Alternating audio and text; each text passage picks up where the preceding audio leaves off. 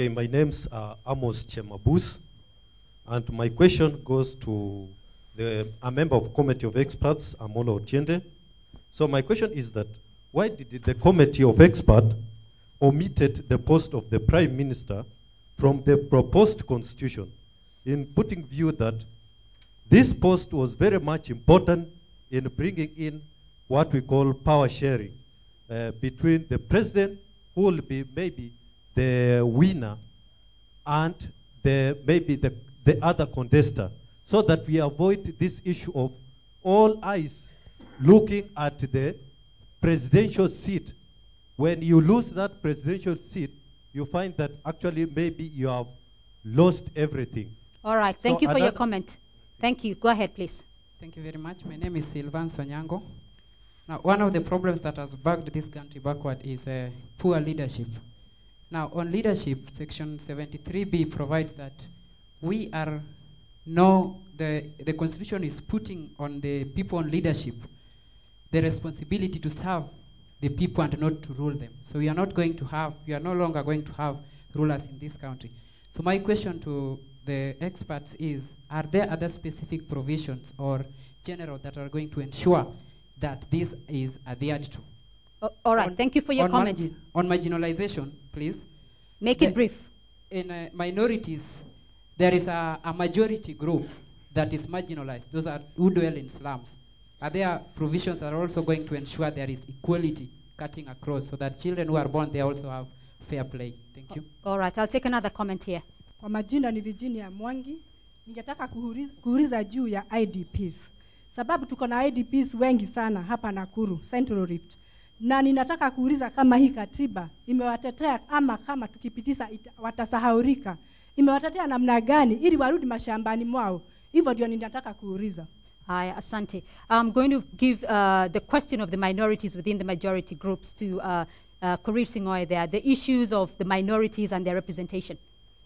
You know, I want to just start by saying that the issue of minorities is very well taken care of in the proposed constitution. Article 56, for example, provides for affirmative action to secure the full participation of minorities in all spheres, as well as their being able to access economic, social, and cultural rights.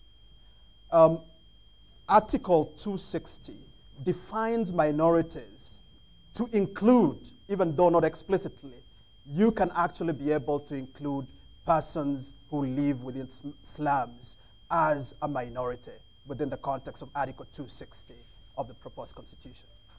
All right. The issues of poor leadership and the composition of the executive, Omolo there.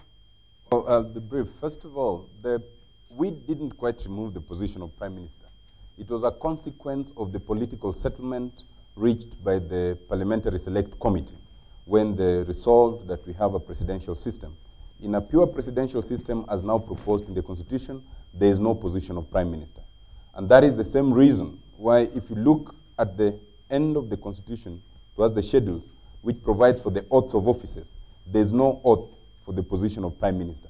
It is not, as some people have said, that it is because the Prime Minister does not need to swear afresh. There will be no Prime Minister in this position. The second question relates to leadership. It is true that we've provided for the principles of leadership, but there are very many other examples. And if you want to know the examples, you look at the chapter on leadership. You will find that we are trying to introduce a new culture where if you're serving in the government, you must be prepared to pay tax, first of all. There's no question of exemption. You must be prepared to know that you are serving the people. You've not gone there to enrich yourself. If in the course of your official duties you are given a gift, that gift is to the government and the people of Kenya, it is not yours. We must be prepared that you do not have some foreign secret account that you can stash money in. Your account must be within this country, and a host of other examples. All right, Lumumba, the question of IDPs and squatters, how is the constitution, proposed constitution, going to cater for the squatters and IDPs? This region, of course, having a large number of IDPs still here. I think the issue of IDPs is bad governance to start with. But to move specifically, you could basically say an IDP is somebody who has been displaced from where he used to live. So how is that person displaced from where he's supposed to live? The Constitution provides that the IDPs, like any other Kenyans, will be protected in terms of their property and their personal security. Now, that to be guaranteed, it means that the IDP has to go back to his property. Should that property, by any chance, be already taken over by somebody else, the IDP can lay claim to his property, and that will be investigated by the National Land Commission. But the National Land Commission also would want to know, why are Kenyan squatters? Because in essence, you are an IDP, but when you consolidate and solidify, you become a squatter. So there's that transition. What you call an IDP today, tomorrow is a squatter. A squatter is that he has lost all that parameters of existence. So the hallmark of all this is that property is going to be protected, and there's no question of an IDP being resettled. Because the issue which made an IDP become an IDP is that he was insecure as a person, and his property was not secure. So resettling people anyhowly, without guaranteeing security of the person and property, does not suffice. All right, I'm going to take more questions from the floor. Go ahead, please. My name is Joe Kingori. I'm in Nakuru as an IDP because I came an integrated IDP. I came from Eldoret. I have a question here. We've heard the government is really concerned about the IDPs in the camps, which reflects to us that those people who went to the camps are the ones that are considered. We have so many out here, and a very large number, if I may say, that if they chose to vote in Nakuru, they can even be able to elect their own MP. Now, what package does the government, the new constitution, have about the issue of the IDPs? Because, for example, we've watched the government going out of its way to reach to the prisons to make sure that even those votes that are there are made use of. What package does it have for these integrated IDPs who went out to make a living, to try and make a living and build the nation and not depend on the government? Thank you for your comment. Next question at the back there. Endelea tafadhali. My name's Ann Kingotole. I'm from Nakuru. Speak into your mic. I'm from Nakuru town. My question is, there are those women who lost their beloved husbands during post-election violence, and the husbands, when they died, maybe the names on the title deeds bore the names of those husbands. How will these women get back that land? Because even the women are not in those lands. Thank you. All right, thank you. Go ahead, please. Thank you. My name's Mary Simat. I come from Narok. And my concerns are, I have 3 concerns. First of all, the community is very much worried about the land, the ones that the experts call idle, and that it is going to be taken away, or other communities may be made to come and live there. So I'm asking, how does the Constitution distinguish between public land from community land?